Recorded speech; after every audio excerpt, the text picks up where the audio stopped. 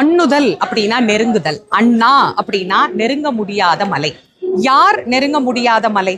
ஆணவம் உள்ளவர்கள் நெருங்க முடியாத மலை.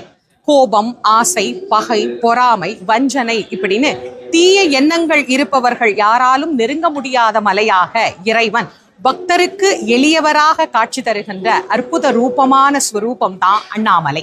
இந்த அண்ணாமலையில இறைவன் இயற்கையின் வடிவமாகவே நமக்கு காட்சி தருகின்றார். மலையினுடைய வடிவமாகவே இங்கு சிவபெருமான் காட்சி தருவது போல திருக்கையிலையிலும் இறைவன் மலையினுடைய வடிவமாகவே நமக்கு காட்சி தருகின்றார். கைலை யாத்திரை என்பது எல்லோருக்கும் எளிமையான யாத்திரை அல்ல. ஆனால் அண்ணாமலையார் எளியவர்க்கு எளியவராக காட்சி தர வேண்டும் அப்படிங்கிறதுக்காகவே இங்கே மலையின் வடிவமாகவும் உள்ளே லிங்கத்தின் வடிவமாகவும் நமக்கு காட்சி தந்து அருளுகின்றார். இந்த அழகான அண்ணாமலையார் ஜோதி பிழம்பாக நின்று நமக்கு அருள் புரிந்த நாள் தான் தீபத் திருநாள். இங்க சிவபெருமானுக்கு எவ்வளவு சிறப்போ அதே போல முருகப்பெருமானுக்கும் இங்க சிறப்பு.